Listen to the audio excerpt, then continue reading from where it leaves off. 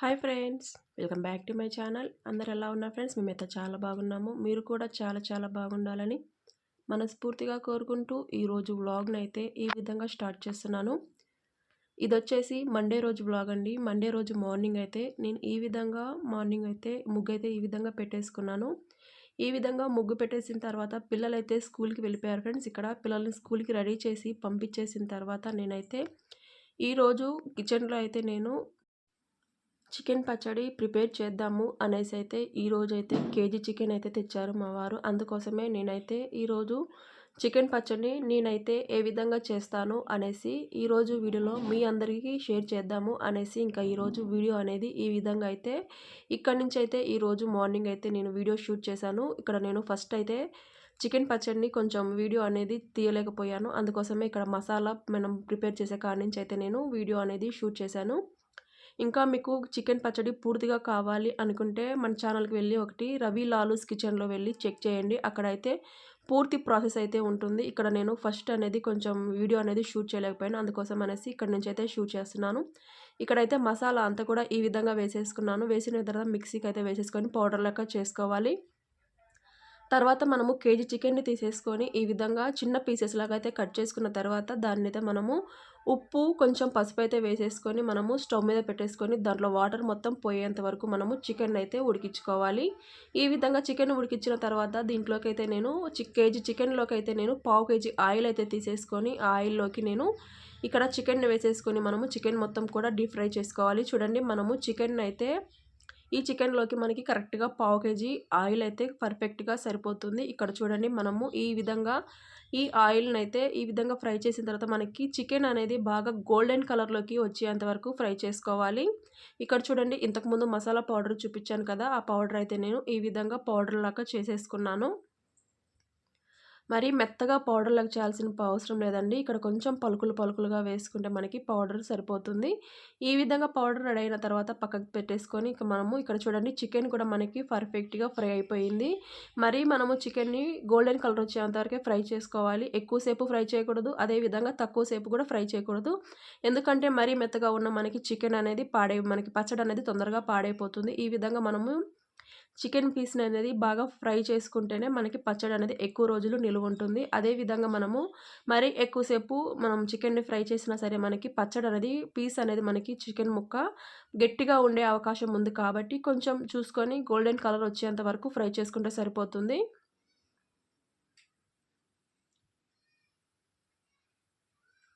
చూడండి, ఈ విధంగా గోల్డెన్ కలర్ అంతా వచ్చేంత వరకు మనము ఈ విధంగా ఫ్రై చేసిన తర్వాత దీంట్లోకి అయితే మనము 3 స్పూన్స్ వరకు అయితే అల్లం వెల్లుల్లి పేస్ట్ వేసుకొని మనము ఈ చికెన్ అయితే ఫ్రై చేసుకోవాలి. చూడండి, మనము ఫ్రెష్గా నూరుకున్నటువంటి అల్లం వెల్లుల్లి పేస్టే దీంట్లోకి యాడ్ చేసుకోవాలి. మరి మనము ఎప్పుడో నెలల ముందు అయితే మనం అల్లం వెల్లుల్లి పేస్ట్ రెడీ చేసి పెట్టుకుంటాం కదండి, అదైతే అసలు వేసుకోవద్దు. అది ఫస్ట్ పచ్చడి అనేది మనకి నిలువ ఉండదు, అదేవిధంగా టేస్ట్ కూడా బాగోదు. అందుకోసం అనేసి మనము కొంచెం కూడా వాటర్ అయితే వేయకుండా నేనైతే అల్లం వెల్లుల్లి పేస్ట్ అనేది ఈ విధంగా తయారు చేసుకొని 3 స్పూన్స్ వరకు అయితే అల్లం వెల్లుల్లి పేస్ట్ అనేది దీంట్లో వేసేసుకొని మనము అల్లం వెల్లుల్లి పేస్ట్ కూడా మనకి గోల్డెన్ కలర్ వచ్చేంత వరకు ఫ్రై చేసుకోవాలి. అప్పుడే మనకి పచ్చడి అనేది ఎక్కువ రోజులు నిలువ ఉంటుంది. లేకపోతే మనకి పచ్చడి అనేది తొందరగా పాడైపోతుంది. చూస్తారు కదండి, ఈ విధంగా మనకి చికెన్ కూడా ఈ విధంగా ఫ్రై అవ్వాలి. అదేవిధంగా అల్లం వెల్లుల్లి పేస్ట్ కూడా చూడండి మనకి గోల్డెన్ కలర్లోకి వచ్చింది. మనము ఈ విధంగా అయితే చికెన్ను అల్లం వెల్లుల్లి పేస్ట్ను రెండు కూడా మనం ఈ విధంగా వచ్చేటట్టుగా ఫ్రై చేసుకోవాలి. చూడండి, మనకి ఎంత బాగా కనబడుతుందో చికెన్ పీస్ కూడా చాలా పర్ఫెక్ట్గా ఫ్రై అయితే అయ్యింది. ఎందుకంటే మనకి అల్లం వెల్లుల్లి పేస్ట్ ఎక్కువసేపు ఫ్రై చేసుకోకపోతే పచ్చడి అనేది నిల్వ ఉండదు. అదేవిధంగా మనకి పచ్చి వాసన కూడా వస్తుంది పచ్చడి అనేది. అందుకోసమే ఈ విధంగా మనము అల్లం వెల్లుల్లి పేస్ట్ అయితే ఫ్రై చేసుకోవాలి. ఇక్కడ చూడండి, ఇక్కడ నేనైతే ఇంకా స్టవ్ అయితే ఆపేసుకుంటున్నాను. ఇంకా స్టవ్ ఆపేసుకొని పక్కకు పెట్టేసుకున్న తర్వాత దీంట్లోకి మిగతా మనం మసాలా పౌడర్స్, కారము, ఉప్పు అవైతే యాడ్ చేసుకుందాము. చూడండి, మనము ముందుగా అయితే పౌడర్ చేసుకున్నాం కదండి, మసాలా పౌడర్, చికెన్ పచ్చడి పౌడర్ అనేది, ఆ పౌడర్ అయితే దీంట్లోకి వేసేసుకుంటున్నాను. చూడండి, ఈ విధంగా మనము పౌడర్ మొత్తం వేసేసిన తర్వాత దీంట్లోకి అయితే 30 గ్రాముల సాల్ట్ అయితే యాడ్ చేస్తున్నాను. ఇంతకుముందు మనము చికెన్ ముక్కలను అయితే పసుపు వేసి ఉడికించాం కదండి, అప్పుడు దాంట్లో కొంచెం ఉప్పు వేసి ఉడికించాను కాబట్టి కొంచెం అయితే తగ్గించుకున్నాను. ఇక్కడ చూడండి నేను 50 గ్రామ్స్ వరకు అయితే కారం కూడా యాడ్ చేస్తున్నాను. మీకు ఇంకా కారం ఎక్కువగా కొంచెం కావాలి అనుకున్నట్లయితే ఇంకొక 10 గ్రాములు ఎక్స్ట్రా అయితే యాడ్ చేసుకోండి. ఇక్కడ మాకు షాప్ ఉంది కదా అనేసి నేనైతే కొంచెం కాటా ఉంటే ఆ కాటాలో కాటా పెట్టేసుకొని ఈ విధంగా అయితే కొలతల ప్రకారంగా కేజీ చికెన్‌లోకి ఎంత కారం పడుతుంది, ఎంత ఉప్పు పడుతుంది అనేసి కొలత వేసుకొని నేనైతే ఈ విధంగా వేసుకున్నాను. మనకి సాల్ట్ అయితే 40 గ్రాములు పడుతుంది. అదేవిధంగా కారం అయితే మనకి 50-60 గ్రాముల వరకు కారం అనేది పడుతుంది.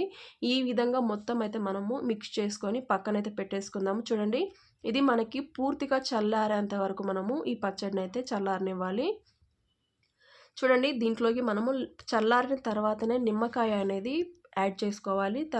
మనం వేడిగా ఉన్నప్పుడు నిమ్మకాయ యాడ్ చేసుకుంటే పచ్చడి అనేది కొంచెం మనకి చేదుగా వచ్చే అవకాశం ఉంది కాబట్టి మనము చల్లారిన తర్వాత పచ్చడిని మనము దీంట్లోకి నిమ్మరసం అనేది యాడ్ చేసుకోవాలి. చూడండి ఇప్పుడు మనకి ఈ పచ్చడి అనేది పూర్తిగా చల్లారిపోయింది. ఇప్పుడైతే నేను నిమ్మకాయ రసం అయితే యాడ్ చేస్తున్నాను.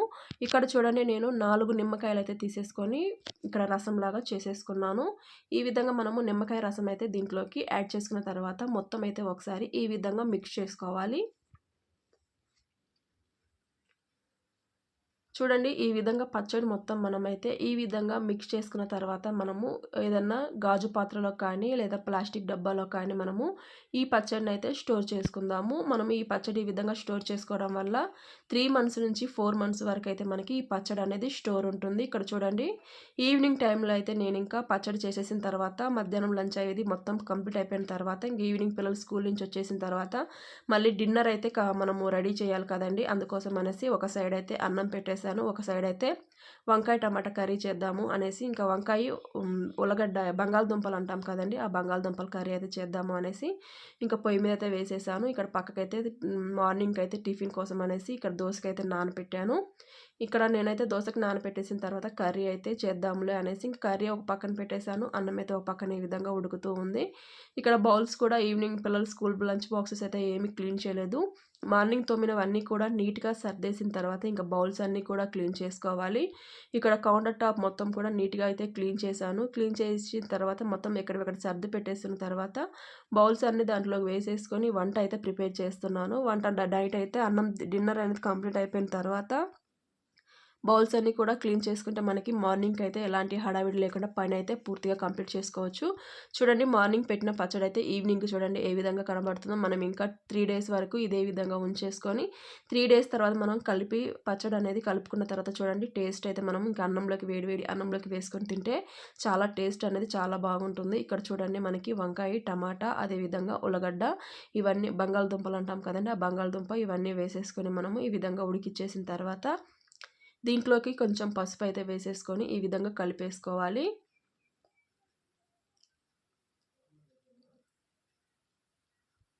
చూడండి ఈ విధంగా మనము పసుపు అయితే వేసుకున్న తర్వాత మొత్తం అయితే ఒకసారి ఈ విధంగా మిక్స్ చేసుకుందాము. ఈ విధంగా మిక్స్ చేసిన తర్వాత దీంట్లోకి మనం తగినంత కారం కూడా యాడ్ చేసుకోవచ్చు. ముందుగా అయితే కొంచెం పచ్చిమిర్చిని కూడా వేశాను. అందుకోసం అనేసి నేను కారం అయితే కొంచెం తక్కువగానే వేసుకున్నాను.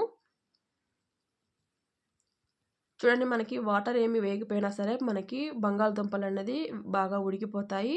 ఈ విధంగా మనము సిమ్లో అయితే లో ఫ్లేమ్లో పెట్టేసుకొని మనము కర్రీ చేసుకోవటం వల్ల కర్రీ అనేది మనకి చాలా తక్కువ టైంలోనే మనకి వాటర్ లేకుండానే ఈజీగా అయితే మనము ఈ విధంగా ప్రిపేర్ చేసుకోవచ్చు. చూడండి మనకి ఇక్కడ మనం ఫ్రెష్గా నూరుకున్నటువంటి అల్లం వెల్లుల్లి పేస్ట్ అయితే దీంట్లోకి యాడ్ చేసుకున్నాను. ఇప్పుడైతే నేను ఇది రోట్లో నూరుకొని ఈ విధంగా అల్లం వెల్లుల్లి పేస్ట్ అయితే వేసేసాను. వేసిన తర్వాత మొత్తం ఒకసారి మిక్స్ చేసుకొని మనం లాస్ట్కి ఇంకా స్టవ్ ఆపేసే టయానికి ఇంకా దీంట్లోకి కొంచెం ధనియాల పొడి వేసుకుంటే సరిపోతుంది.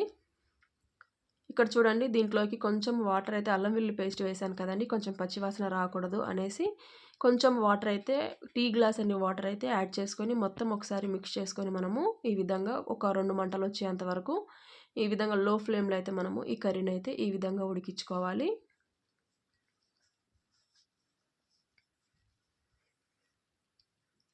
చూడండి ఈ విధంగా మనము కర్రీని అయితే ఉడికించిన తర్వాత కొంచెం సాల్ట్ అనేది చెక్ చేసుకొని సాల్ట్ కూడా యాడ్ చేసుకుంటున్నాను.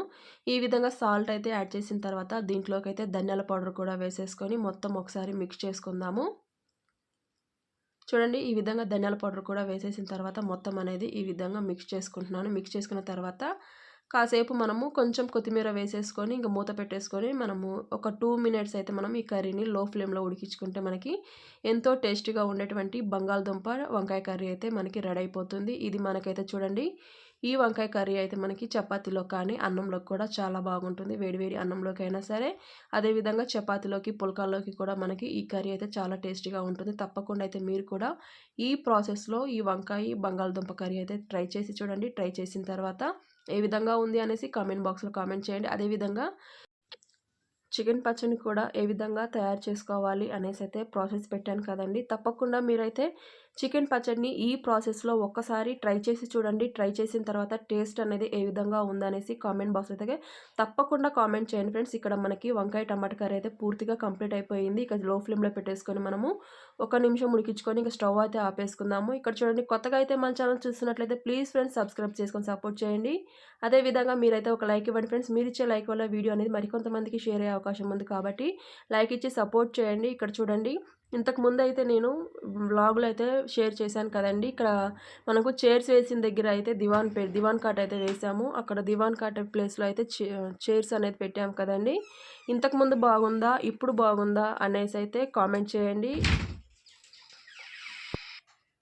చూడండి, ఇంతకుముందు బాగుందా ఇప్పుడు బాగుందా అని తప్పకుండా కామెంట్ చేయండి. ఇక్కడ మనకి కొంచెం అయితే మనము ఇక్కడ హాల్ అనేది కొంచెం చేంజ్ చేసాము. ఏ విధంగా ఉంది అనేసి కూడా కామెంట్‌లో కామెంట్ చేయండి. ఇది ఫ్రెండ్స్, వీడియో అయితే నచ్చితే లైక్ చేయండి, షేర్ చేయండి, కామెంట్ చేయండి. మీలో ఎవరైనా కొత్తగా మన ఛానల్ చూస్తున్నట్లయితే ప్లీజ్ ఫ్రెండ్స్ సబ్స్క్రైబ్ చేసుకొని సపోర్ట్ చేయండి. వీడియో మొత్తం చూసి ఏ విధంగా ఉందనేసి కామెంట్ చేయండి. అదేవిధంగా ఒక లైక్ ఇచ్చి సపోర్ట్ చేస్తారని అనుకుంటున్నాను. రేపు మరొక మంచి వీడియోతో మళ్ళీ కలుసుకుందాం. అంతవరకు bye friends. Thanks for watching.